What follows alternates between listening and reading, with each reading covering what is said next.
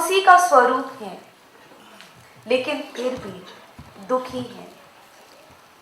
आनंद से प्रकट हुए हैं, लेकिन फिर भी आनंदित नहीं हैं। कितनी बार उसे पुकारते हैं, प्रार्थनाएं करते हैं, मंत्रों का जप करते हैं, शब्दों से उसे बहुत पुकारते हैं, नर्तन करके उसे रिझाते हैं, लेकिन फिर भी क्यों ऐसा नहीं होता कि वो हमारी पुकार को सुन ले? क्या कमी रह जाती है उसे पुकारते पुकारते? आंखों से अश्रु बहते हैं, फिर भी वो नहीं आता। हाथ कितनी बार उठते हैं कि एक बार उसे छू ले, लेकिन फिर भी उसका स्पर्श नहीं पा पाते। ऐसा क्या करें कि उसे रिझा ले? लगता कि संसार छोड़कर निकल जाए तो शायद वो परम प्यारा रीझ जाए। पर जिस परम प्यारे ने इस संसार को बनाया है, इस संसार को छोड़ने के उपरांत भी वो प्यारा नहीं रीझता। संसार में रहते हैं तब भी नहीं सुनता। संसार को त्याग करके जो निकल जाते हैं, वो भी उस आनंद सागर को नहीं पा पाते। कारण क्या है? कैसे तुझे पुकारूं, कैसे तुझे रिझाऊं? कैसे ऐसा करूं कि मेरी पुकार, मेरे शब्द तेरे हृदय तक भी पहुंच जाएं? तू जो परम पिता है, सबका पिता है, सबकी मां है, कोई ऐसा नहीं, कोई ऐसी मां, ऐसा पिता नहीं जो अपने बच्चे की पुकार को सुनकर जिसका हृदय ना पसीजे। लेकिन तू कैसा है कि तुझे पुकारता हूं, लेकिन फिर भी तू पुकार नहीं सुनता।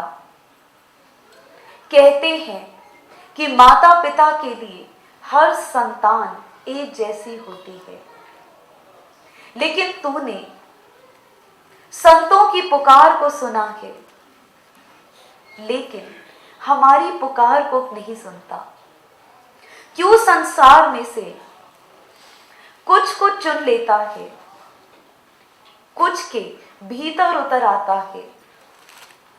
क्यों कोई कोई तुझे केवल बंद आंखों से नहीं, खुली आंखों से भी देख सकते हैं, लेकिन हम खुली आंखों से तेरी प्रतिमाओं को देखते हैं, तुझे नहीं देख पाते।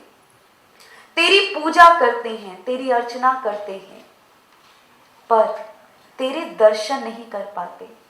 ध्यान से समझना, हम तीर्थों में जाते हैं, कहते हैं उसके दर्शन करने जा रहे हैं, लेकिन कभी सोच कर देखिएगा कि जब उसके दर्शन होते हैं तो क्या होता है। जब उसके दर्शन मीराबाई को हुए तो मीराबाई रेत के टीलों पर खड़े होकर नाच उठी। चैतन्य महाप्रभु, कबीर, गुरु नानक देव, महात्मा बुद्ध, जीसस क्राइस्ट, मोहम्मद साहब, किसी को भी लें, जब उनके भीतर वो परम प्यारा उतरा तो ज्ञान बनकर उतरा, आनंद बनकर उतरा। उनके नेत्रों में एक चमक थी कि मैंने पा लिया। उनके शब्दों में एक जादू था जो पता देता था कि पा लिया। जिसके दर्शन करने थे कर लिए। फिर भी हम भी मंदिरों में जाते हैं, तीर्थों में जाते हैं, कहते हैं उसके दर्शन करने जा रहे हैं। दर्शन कर आए। स्वयं से पूछना, कितनी बार ऐसा हुआ कि उसकी प्रतिमा के सामने खड़े थे, उसके चित्र के सामने, पुस्तक के सामने, किसी भी स्वरूप के सामने खड़े थे, प्रकाश के समक्ष, ओंकार के रूप में किसी के भी समक्ष खड़े थे। और ऐसा हुआ कि आंखों से अश्रु बिंदु छलकने लगे, होठों पर मुस्कान आ गई, चेहरे पर चमक आ गई।